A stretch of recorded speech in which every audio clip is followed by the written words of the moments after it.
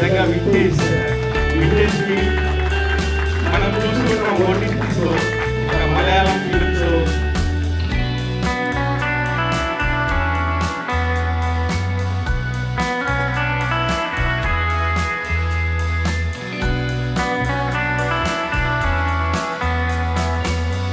రెండు విషయాలే అద్భుతం అనుకున్నాం, మూడేళ్ళు కూడా అద్భుతమే. క్యాన్సిల్ చూసారా కాబట్టి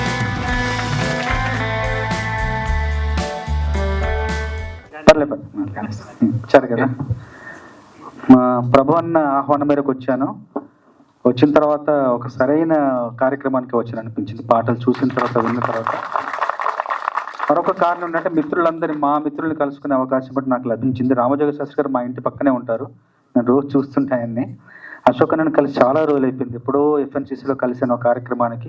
తర్వాత అనంతతో మాట్లాడుతుంటాను కానీ మళ్ళీ ఇప్పుడు కలిసారు. తర్వాత శ్యామ్తో కూడా మణికొండలే ఉంటాడు కానీ ఇలా ప్రత్యక్షంగా కలుసుకునే అవకాశం, మేమందరం కలిసి మంచి చెడ్డలు కష్ట సుఖాలు పంచుకునే ఒక అవకాశం నాకు లభించినందుకు ప్రభన్నకు మనస్ఫూర్తిగా ఆ అవకాశం మీరు ఇచ్చినందుకు ప్రభన్నకు ధన్యవాదాలు.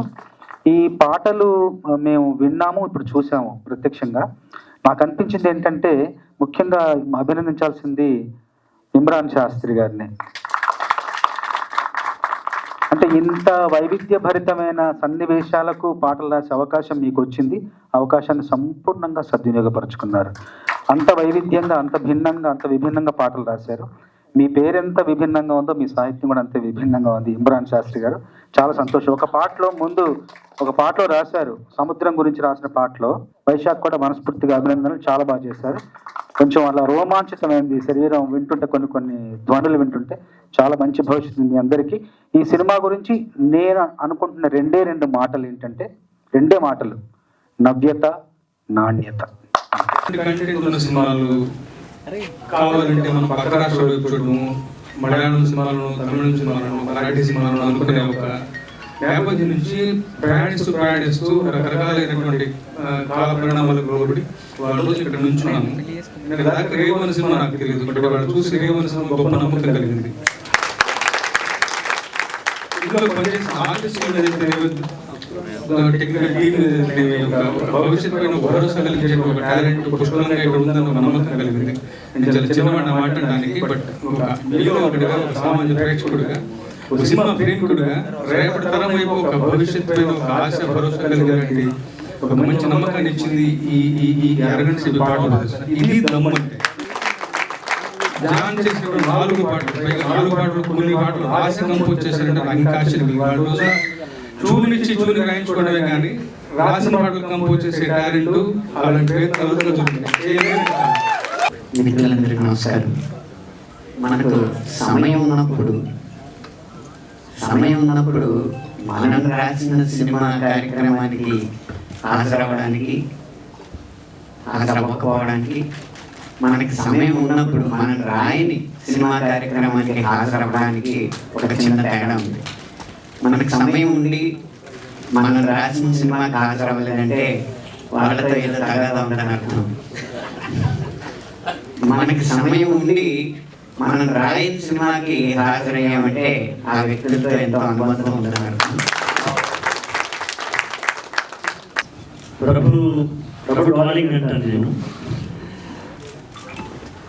ప్రభు నాకు ఫోన్ చేసి రేవు సినిమాకి అందరినీ పాట రచయితల్ని పిలుస్తున్నాం, తప్పకుండా రావాలని చెప్పినప్పుడు నిజంగా చాలా సినిమా రేవు గురించి నాకేం తెలియకుండా తమ్ముడు చంద్రబోస్ని, శాస్త్రిని, శ్యామ్ని, అనంతరావుని కలుసుకోవాలని ఆనందంతో ముందుగా నేను ప్రభుకి థ్యాంక్ చెప్పాలి.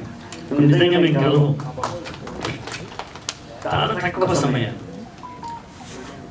ప్రప్రథమంగా ఈ సినిమా సంబంధించిన నిర్మాత, ఎగ్జిక్యూటివ్ ప్రొడ్యూసర్ హరి గారు, రాంబాబు గారు, డైరెక్టర్ హరి, ఇమ్రాన్ శాస్త్రి, జాన్, వీళ్ళనే ఇవాళ వీళ్ళే హీరోలుగా ఉన్నారు ఇక్కడ.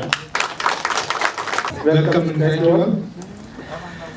ఈ రేవు సినిమా నేను ఎందుకు టేకప్ చేశానో, ఏ సందర్భంలో ఎలా నా చేతికి వచ్చింది, నేను నిర్మాణ సారథిగా ప్రొడక్షన్ నిర్మాణ పర్యవేక్షకుడుగా ఈ సినిమాని టేకప్ చేసినటువంటి అవసరం ఆ సందర్భం ఎలా ఏర్పడింది అంటే, అనుకోకుండా ఒకసారి నేను గుంటూరు వెళ్ళినప్పుడు అక్కడ మా ఒక అపార్ట్మెంట్ ఉంది. ఆ అపార్ట్మెంట్ దగ్గర అద్దె వసూలు చేసుకోవడం కోసం నేను వెళ్ళినప్పుడు పక్క అపార్ట్మెంట్ లో ఒక వ్యక్తి నమస్కారం సార్ ప్రభు గారు అనుకుంటూ వచ్చారు. ఎవరండి అంటే, నేను ఇక్కడ ఆర్టిస్ట్ అండి, రంగస్థలం స్టేజ్ మీద చాలా నాటకాలు వేసుకుంటాను, మీ మధ్య ఒక సినిమా చేసాను సార్ సరదాగా అని అన్నాను.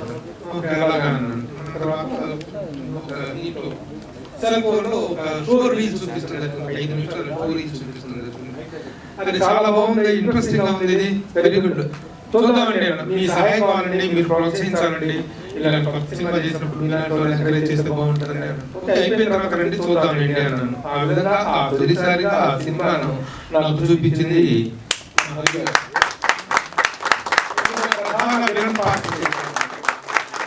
మెయిన్ విలన్ క్యారెక్టర్ చేశాను, చాలా మంచి నటుడు. ఆ విధంగా ఈ సినిమా ఫస్ట్ టైం నేను చూడడం జరిగింది. ఓకే ఎంకరేజ్ అనిపించింది.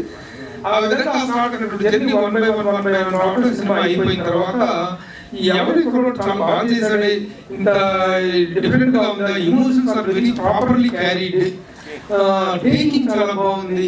ఎవరు అనేటువంటి తర్వాత నెక్స్ట్ స్టెప్ లో వచ్చేవాడు హరినాథ్.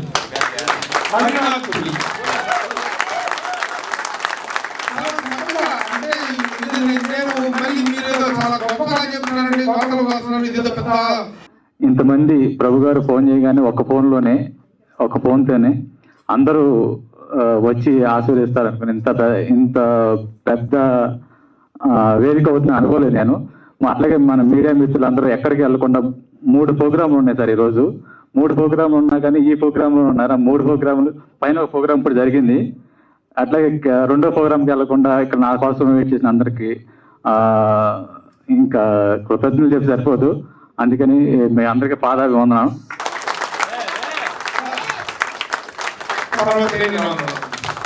రాంబాబు చూసాడు, రాంబాబు చూసిన తర్వాత బాగుంది సార్ ఈ సినిమా, బాగుంది సార్, మనం అవకాశం వస్తే మనం చేస్తాం సర్కిల్ ఉంది, మనం వీళ్ళు ఎంకరేజ్ చేసి ఫిలిం సార్ టేక్ ఫార్వర్డ్ అన్నట్టు అతను చెప్పడం జరిగింది.